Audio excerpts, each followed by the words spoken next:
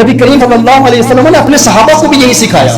میرے آقا صلی اللہ علیہ وسلم کے صحابہ کا کردار دیکھیں کہ مدینہ منورہ میں ایک بوڑھی عورت جو نابینا عورت تھی مدینہ منورہ میں رہتی ہے اور اس کا کوئی والی وارث نہیں, کوئی مددگار نہیں, کوئی اس کی دیکھ بھال کرنے والا نہیں, اور ایک شخص اس عورت کے گھر میں آتا ہے, ہر روز اس کی خدمت کرتا ہے اور اس کے گھر کو صاف کرتا ہے اور پانی بھرتا ہے, اس کے لیے کھانے کا اہتمام کرتا ہے. یہاں تک کہ پرانے زمانے میں جو امیر لوگ ہوا کرتے تھے نا, وہ واش روم بھی اپنے کمرے میں استعمال کرتے تھے. رات کے وقت ان کے غلام آتے, نوکر آتے تو ان کا پیشاب اور پخانہ وغیرہ نکال کے باہر جا کر پھینکایا کرتے تھے. یہ خاتون نابینا عورت ہے اور ایک فرد اس کے گھر میں آتا ہے, ہر روز آتا ہے اور اپنے علاقے کا امیر کبیر شخص ہے اور اس کی ایسے خدمت کرتا ہے کہ اس کے گھر کی صفائی کرتا ہے, اس کے کمرے کی صفائی کرتا ہے, اسے کھانا کھلاتا ہے, پانی بھرتا ہے, یہاں تک کہ اس کی واش روم کو بھی اس طریقے سے صاف کرتا ہے, ہر روز صفائی کر کے جاتا ہے. ایک روز سیدنا فاروق اعظم رضی اللہ تعالی عنہ نے اس نابینا خاتون کے دروازے پر دستک دی. اس نے کہا کون ہے؟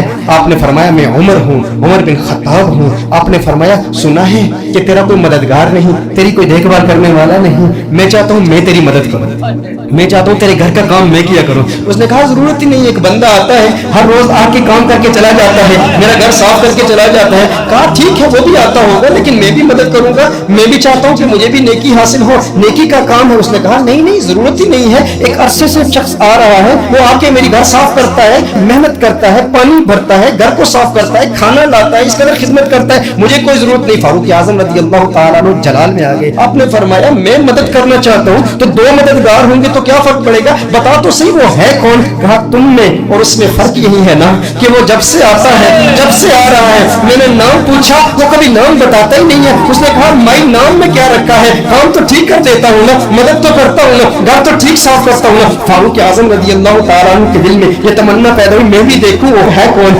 کہا کہ میں چھپ کے کھڑا ہو گیا, دیکھتا ہوں کہ فجر کے وقت ایک شخص اپنے چہرے پر نقاب اوڑھے مسجد نبی شریف سے باہر آتا ہے اور پاؤں اس کے ننگے ہیں, جوتے نہیں پہنے ہوئے. فاروق اعظم فرماتا ہے میں تعاقب کرتا ہوں, میں دیکھتا ہوں کہ وہ اسی اندھی بوڑھی عورت کے گھر میں جا رہا ہے. میں نے کہا اللہ کے بندے ذرا چہرہ تو دکھا, بتا تو ہے کون, اپنا نقاب تو اٹھا. کہا میں قریب گیا, نقاب اٹھایا, کیا دیکھتا ہوں یار غار صدیق اکبر رضی اللہ تعالیٰ عنہ ہے. صدیق اکبر ننگے پاؤں ہے, جوتے نہیں پہنے ہوئے. میں نے کہا صدیق اکبر جوتے کیوں نہیں پہنے ہوئے؟ صدیق اکبر فرماتے ہیں میں چاہتا ہوں میرے جوتوں کی آہٹ تک نہ پہنچے, یہ راز ہے, میں چاہتا ہوں یہ راز میرے اور میرے رب کے مابین رہے, کسی کو پتہ نہ چلے کہ میں اس کی مدد کرتا ہوں, میں اس کی خدمت کرتا ہوں. ہے صدیق اکبر کب سے اس کی مدد کر رہے ہیں؟ فاروق اعظم نے عرض کیا. صدیق اکبر فرماتے ہیں یہ نہ پوچھو کہ کتنا وقت گزر گیا, بس یہ دعا کرو کہ اللہ اس خدمت کو قبول کر لے.